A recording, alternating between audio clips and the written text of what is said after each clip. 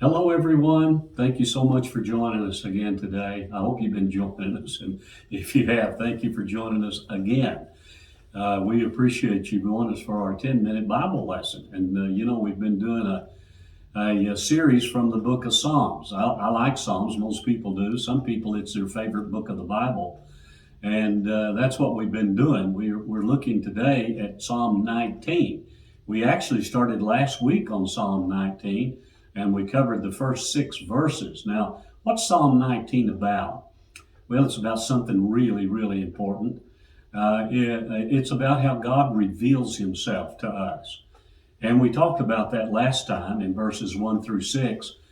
Those verses 1 through 6 talk about how God reveals himself in creation. I believe that verse 1 says that the heavens declare the glory of God and the firmament shows his handiwork. In other words, all the things that God's created, that is the heavens, the stars, the sun, the moon, the earth, the trees, everything, what does it do? It declares the glory of God. So in that way, God reveals himself. Now, today we're going to be looking at verses 7 through 11. And it also tells us how God reveals himself, but it's different. It's not the same because verses 7 through 11 tells us that God reveals himself through his word, through the Bible. And that's a lot different than you might say through creation. God does reveal himself through creation, but it's kind of more like a general way. But when he reveals himself through his word, listen, it's in a special way. And what I mean by that, it gets personal. And it talks about us on a personal level.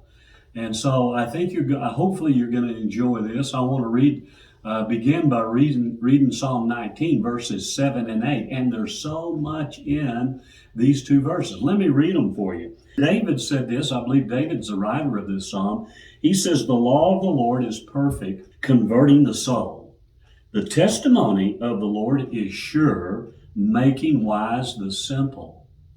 And then he says, "The statutes of the Lord are right, rejoicing the heart." And then he says, "The commandment of the Lord is pure, enlightening the eyes." Now, let me explain something about this psalm that I think is kind of interesting because, and maybe it'll help you kind of get more out of it. I hope it does. But it seems like when I'm reading this, I see David describing God's word in different ways. I notice that he says that he calls it the law of the Lord. And then the next thing he says the testimonies of the Lord. And then he says the statutes of the Lord. And then last he talks about the commandment of the Lord. Now I believe that all of these are talking about God's word. And here's something else about these 2 verses that I think are really interesting. It tells us what God's word is. Now let's just pause for a minute and think about that. What God's word is.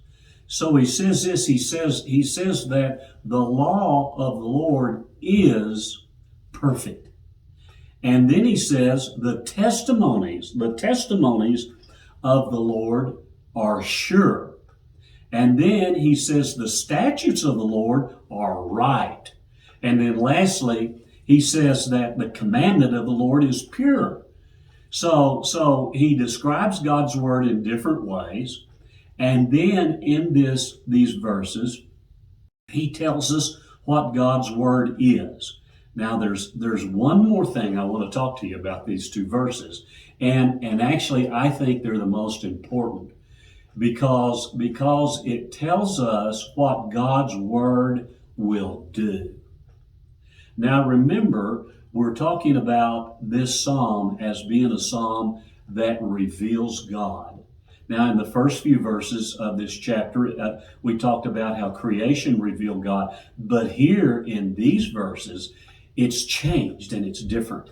It's telling us how God reveals himself through his word. And now in these verses, it tells us what his word will do. Now, why is that so important? And here's why it's so important. Because it's what it'll do to you and to me, or what it'll do for you and for me. So it brings it down to a personal level. Listen, everyone, I think everyone, and that's kind of a general statement, but most everyone would like to know God in a personal way. I know I do. I want to be closer to Him. And so this verse tells us, let's just look again what it says. It says the law of the Lord is perfect, converting the soul. Now that's important because now that's personal when you're talking about our soul. Jesus said this, said, what will a man give in exchange for his soul? Because our soul is the most valuable thing that we have. Now notice that this verse says that the law of the Lord is perfect, converting the soul. And that's a personal thing. So, and then the next thing it says this. It says that the testimony of the Lord is sure, making wise the simple. What will God's word do for us? Listen, it makes the simple wise. I don't mind to tell you that I'm fairly a simple person. But I think what this really means is simple in the fact that we may not understand about the things of God and the reality of life. What will God's word do? Listen, it'll make the simple wise. Isn't that a good thing? Now then, what else will it do? Let's just mention something else. It says that the statutes of the Lord are right. And what does that do? It rejoices the heart. So listen, God's word will cause joy to be in your heart. And now the last thing it says the commandment of the Lord is pure, enlightening the eyes. What in the world does it mean to have our eyes enlightened? I just think it means that we're able to see spiritual realities clearer.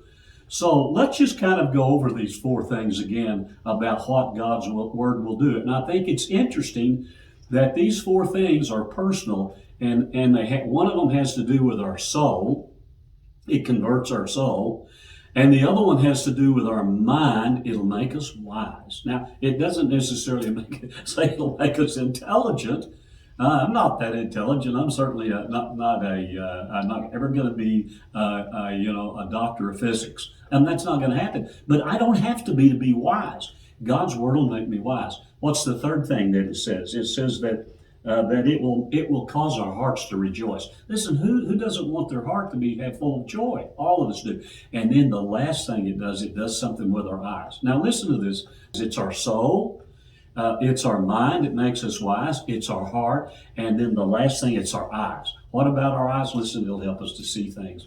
It'll enlighten our eyes. Isn't that wonderful about God's word? God's word will do all of those things. And so that's how God will reveal himself to us in a personal way. Now there's more. So let's skip on down, if we could, to verses 10 and 11.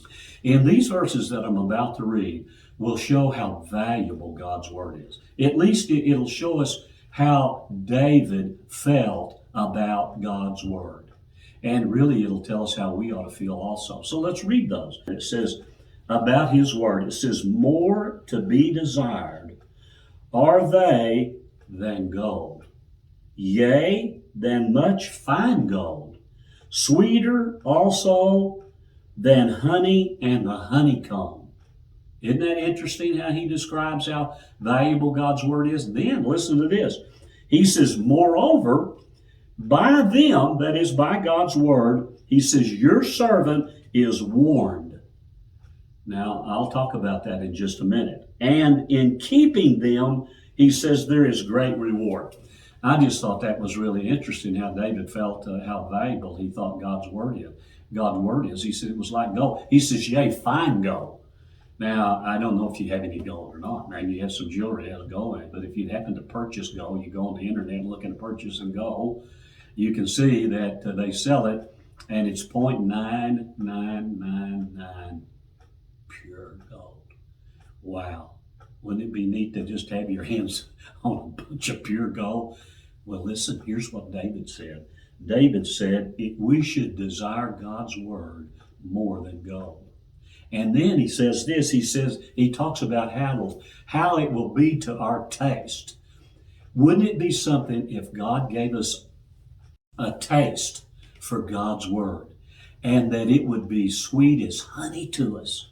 When I was a kid, it's been a long time since I've had any honeycomb, and that's what David said. He says, sweeter also than honey in the honeycomb. It's been a long time since I've had any honeycomb, but I used to love to get a piece of honeycomb and put it in my mouth and just squish it and squish all the honey out of those little wax cells.